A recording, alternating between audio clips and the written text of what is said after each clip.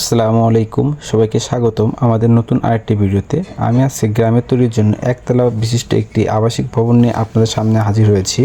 দর্শক বন্ধুরা, আপনার স্ক্রিনে ইতিমধ্যে একতলা বাড়ির একটি 3D ভিউ দেখতে পাচ্ছেন।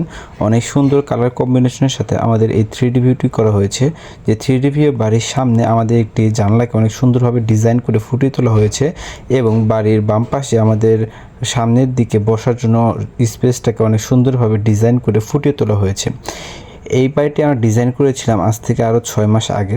এটি বাস্তবে কাজ শুরু হয়েছে এবং এখানে আপনারা আরেকটা 3D ভিউ দেখতে পাচ্ছেন, বাড়ির ছবি দেখতে পাচ্ছেন, যেটি আমাদের বাস্তবে এতখানি রূপ পেয়েছে। বাকি কিছুটা কাজ বাকি রয়েছে, যে কাজগুলো করলে আমাদের 3Dর মতো সিমিলার লুকটি আনা যাবে এই বাড়িটির।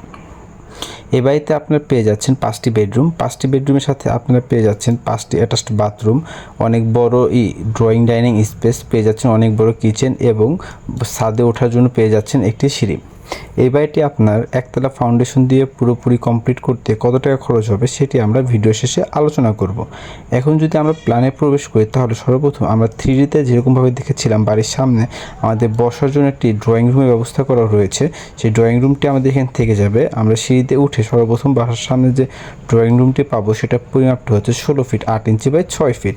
ড্রয়িং রুম দিয়ে আমরা একটি 5 ফিটের গলি দিয়ে বাড়ির ভিতরে চলে যেতে পারবো এবং এই গলির দুই পাশে আমরা দুটি বেডরুম পেয়ে যাব। আমরা যদি বাম পাশের রুমটিতে আসি, সেই রুমটির পরিমাপটি আমাদের 12 ফিট বাই 14 ফিট এবং এই রুমটির সাথে আমরা একটি অ্যাটাচড বাথরুম পেয়ে যাব। সেটার পরিমাপটি হচ্ছে 7 ফিট 6 ইঞ্চি বাই 4 ফিট 6 ইঞ্চি এবং অ্যাটাচড বাথরুমের সাথে আমরা একটি ক্যাবিনেট পেয়ে যাব, যেখানে আমাদের প্রয়োজনীয় জিনিসপত্রগুলো আমরা এখানে রাখতে পারবো। এবং আমরা যদি বাড়ির সামনে ডান পাশের রুমটিতে আসি, সেই রুমটির পরিমাপ থাকবে আমাদের 12 ফিট বাই 14 ফিট এবং এই রুমটির সাথে আমরা একটি অ্যাটাচড বাথরুম পেয়ে যাব। সেটার পরিমাপটি হচ্ছে 6 ফিট 6 ইঞ্চি বাই 5 ফিট 4 ইঞ্চি। আমরা যদি গলিতে একটু ভিতরের দিয়ে প্রবেশ করি, তাহলে আমরা অনেক বড় একটি ড্রয়িং ডাইনিং স্পেস পেয়ে যাব। ড্রয়িং ডাইনিংয়ের পরিমাপটি হচ্ছে আমাদের 12 ফিট 8 ইঞ্চি বাই 19 ফিট 5 ইঞ্চি।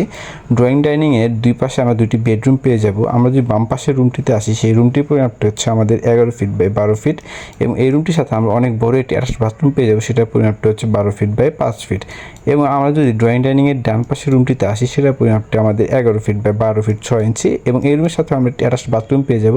সেটার পরিমাপটি হচ্ছে 6 ফিট 6 ইঞ্চি বাই 5 ফিট 3 ইঞ্চি। আমরা ড্রয়িং ডাইনিং স্পেসটা পার করে বাড়ির পিছনে আমাদের একটি আলাদা সেপারেট আর একটি স্পেস করা রয়েছে।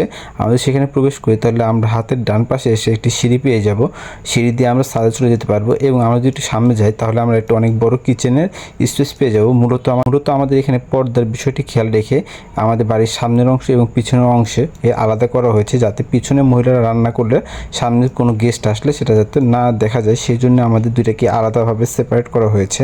কিচেনের পরিমাপটি হচ্ছে আমাদের 12 ফিট বাই 8 ফিট এবং কিচেনের সাথে বাড়ির পিছনে আমরা একটি বেডরুম পেয়ে যাব। সেটা পরিমাপটা হচ্ছে 12 ফিট বাই 14 ফিট এবং এই রুমটির সাথে আমরা একটি অ্যাটাচড বাথরুম পেয়ে যাব। সেটা পরিমাপটা হচ্ছে 7 ফিট 6 ইঞ্চি বাই 4 ফিট 6 ইঞ্চি।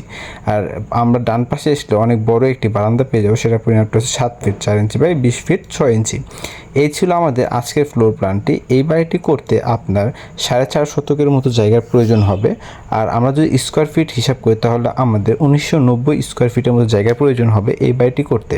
এই বাড়িটি আপনার এরকম সিমিলার আউটলুক নিয়ে আসতে আনুমানিক 25 থেকে 27 লাখ টাকার মতো খরচ হতে পারে। এটি একদম ফিক্সড না, জায়গা এবং ম্যাটেরিয়ালসের উপর ডিপেন্ড করে কিছুটা কম বা বেশি হতে পারে। আপনার বাড়ির ড্রয়িং ডিজাইন আমাদের মাধ্যমে করাতে চাইলে স্ক্রিনে দেওয়া হোয়াটসঅ্যাপ নাম্বারে যোগাযোগ করতে পারেন।